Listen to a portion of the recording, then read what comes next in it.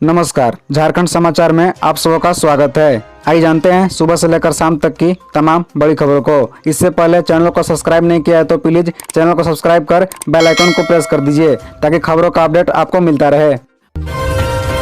अब टीएससी के मुद्दे पर राज्यपाल और सरकार आमने सामने, इन बिंदुओं पर राजभवन ने जताई आपत्ति। दरअसल आपको बता दें कि राजभवन और सरकार एक बार फिर आमने सामने आ गए हैं। राज्यपाल रमेश बैस ने झारखंड जनजातीय सलाहकार परिषद टीएससी की बैठक की नई नियमावली के गठन के संबंध में उनके पूर्व के आदेश का पालन नहीं करने और दूसरी ओर टीएससी की बैठक समेत अन्य कार्रवाई पर आपत्ति जताई है। उन्होंने सरकार से कहा कि पूर्व में उनके आदेश के संबंध में की गई कार्रवाई से उन्हें तत्काल अवगत कराया जाए और लंबे समय तक अनुपालन नहीं करने का कारण भी स्पष्ट करे। सरकार के सूत्र के मुताबिक इस संबंध में राज्यपाल का प्रधान सचिव डॉक्टर नितिन मदन कुलकर्णी की ओर से मुख्य सचिव सुखदेव सिंह को लिखा गया पत्र सरकार को प्राप्त हुआ है। राज्यपाल ने यह भी कहा था कि टीएससी के हर निर्णय को राज्यपाल के पास उनके विचार और अनुमोदन के लिए भेजा जाना चाहिए। यदि राज्यपाल का कोई सुझाव या संशोधन है तो उसे गंभीरतापूर्वक स्वीकार करना चाहिए।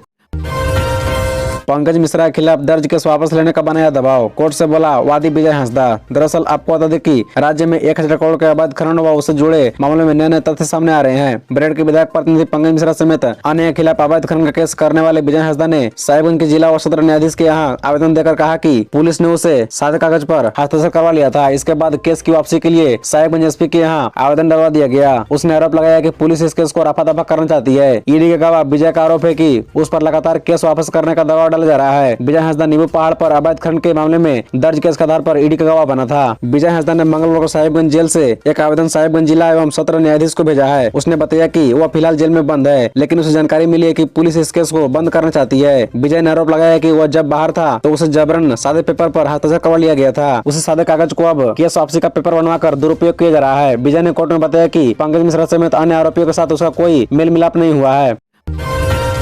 निकाय चुनाव में ओबीसी आरक्षण नहीं, सुप्रीम कोर्ट ने मुख्य सचिव को जारी किया नोटिस। दरअसल आपको बता दें कि निकाय चुनाव में ओबीसी को आरक्षण नहीं दिए जाने के मामले में सुप्रीम कोर्ट ने मुख्य सचिव को नोटिस जारी कर जवाब दाखिल करने का निर्देश दिया है। आजसू पार्टी के सांसद चंद्र प्रकाश चौधरी की अवमानना याचिका पर सुनवाई करते हुए शीर्ष अदालत ने यह निर्देश दिया है। सांसद चंद्र प्रकाश की ओर से पक्ष रखते हुए वरीय अधिवक्ता अमित कुमार ने कोर्ट को बताया कि झारखंड सरकार ने पंचायत चुनाव के पहले सुप्रीम कोर्ट में जो शपथ पत्र दायर किया था उसका पालन नहीं किया। सरकार ने शपथ पत्र के विरुद्ध बिना ओबीसी आरक्षण के निकाय चुनाव कराने का निर्णय ले लिया। कोर्ट को बताया गया कि इसी साल हुए पंचायत चुनाव से पूर्व सुप्रीम कोर्ट में ओबीसी आरक्षण लागू करने के लिए याचिका दायर की थी। तब सरकार द्वारा कोर्ट में शपथ पत्र देकर बताया गया था कि ओबीसी आरक्षण के संबंधित ट्रिपल टेस्ट प्रक्रियाधीन है और सरकार भविष्य में होने वाले चुनाव में ट्रिपल टेस्ट की प्रक्रिया पूरी कर कोर्ट द्वारा ओबीसी आरक्षण के संदर्भ में दिए गए निर्देश का पालन करेगी, लेकिन ऐसा नहीं हुआ।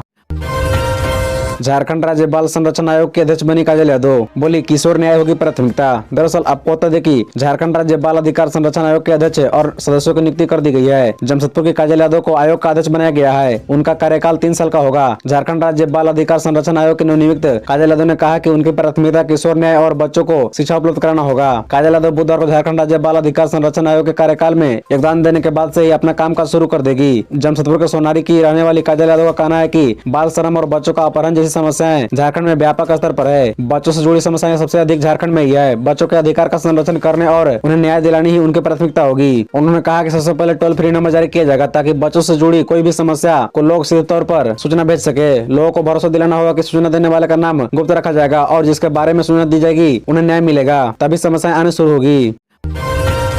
न्यायिक हिरासत में रहते हुए पंकज मिश्रा ने किए 300 फोन कॉल, वरीय अधिकारियों से सीधा संपर्क। दरअसल आपको बता दें कि न्यायिक हिरासत में रहने के बावजूद बरहेट विधायक प्रतिनिधि पंकज मिश्रा अपने राजनीतिक प्रभाव और संरक्षण का इस्तेमाल कर रहे थे। पंकज मिश्रा ने 27 जुलाई से 20 अक्टूबर 2022 के बीच 300 से अधिक फोन कॉल किए। ईडी ने कोर्ट को बताया कि बरहेट विधायक प्रतिनिधि पंकज मिश्रा रिम्स में रहने के बावजूद अपने पद का प्रभाव दिखाकर अपने सहयोगियों व पुलिसकर्मियों के मोबाइल फोन का इस्तेमाल करते थे। ईडी ने 4 मोबाइल फोन भी जब्त करने की जानकारी कोर्ट को दी है। ईडी ने कोर्ट को बताया कि 27 जुलाई से 20 अक्टूबर 2022 की सुबह तक पंकज मिश्रा ने राज्य के कई प्रभावी व उच्च पद पर आसीन लोगों से बात की है। पंकज मिश्रा के द्वारा न्यायिक हिरासत में रहने के बावजूद मोबाइल फोन के इस्तेमाल के मामले में 20 अक्टूबर को ईडी ने सूरज पंडित व चंदन यादव को पकड़ा था। इस मामले में नए सिरे से दोनों का बयान दर्ज कराया जाएगा। ईडी सूरज पंडित को 6 दिसंबर को जबकि चंदन यादव को 7 दिसंबर को पूछताछ के लिए समन किया है। पंकज मिश्रा ने अधिकांश फोन कॉल राज्य के बड़े नौकरशाहों और पुलिस पदाधिकारियों को किया। बता दें कि बीते महीने ही ईडी ने इसका खुलासा किया था।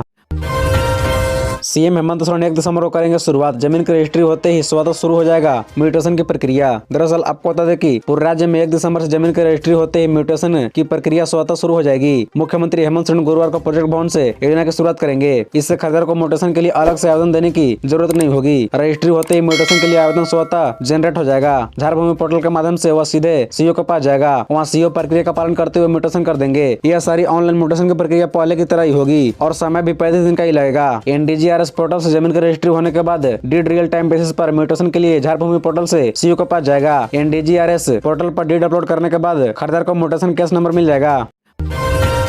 दिल्ली की तरह ही झारखंड में भी शराब घोटाला। भाजपा विधायक दल के नेता बाबूलाल मरांडी बोले अब तक 600 करोड़ के सरकारी राजस्व नुकसान। दरअसल आपको बता दें कि भाजपा विधायक दल के नेता बाबूलाल मरांडी ने कहा कि झारखंड में हो रहे शराब घोटाले पर अंकुश लगे, अन्यथा यह माना जाएगा कि मुख्यमंत्री हेमंत सोरेन खुद इसके संरक्षक बने बैठे हैं। उन्होंने कहा कि झारखंड में छत्तीसगढ़ से घोटाला करने के लिए ही लाई गई शराब नीति और छत्तीसगढ़ी कंपनियों का प्रकोप अब सामने आ गया है। अब तक करीब 600 करोड़ रुपए के सरकारी राजस्व का नुकसान होने की खबर है। उत्पाद विभाग ने जिन कंपनियों पर टारगेट पूरा नहीं करने के लिए जुर्माना लगाया है, उनमें से 3 ने उच्च न्यायालय में सरकार पर मुकदमा कर दिया है। शराब बेचने वाली मैन पावर सप्लाई कंपनियां कर रही है कि उन्हें ब्रांडेड शराब बीयर की सप्लाई मिल नहीं रही है, तो टारगेट मुताबिक बिक्री कैसे करें। मरांडी ने मुख्यमंत्री से कहा कि वे दोषी अफसरों पर कठोर कार्रवाई करें। उन्होंने कटाक्ष किया कि सरकारी व्यवस्था में जब घूस टारगेट फिक्स कर पहले वसूल लिया जाएगा तो सरकारी राजस्व का नुकसान होना तय ही है। झारखंड के शराब कारोबार में भी यही हो रहा है। झारखंड के शराब घोटाले की जांच होने से कई सफेद पोशों का असली चेहरा सामने आ जाएगा।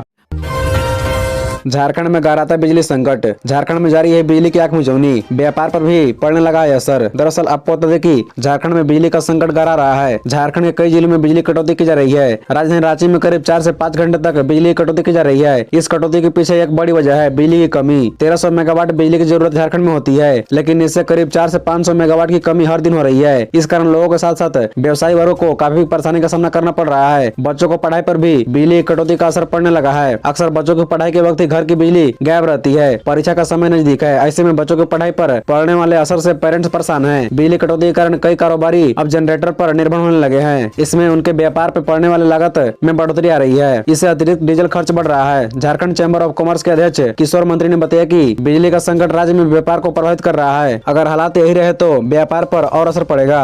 खबरों से जुड़े रहने के लिए चैनल को सब्सक्राइब, वीडियो को लाइक एवं एक दूसरे से शेयर जरूर करें। धन्यवाद।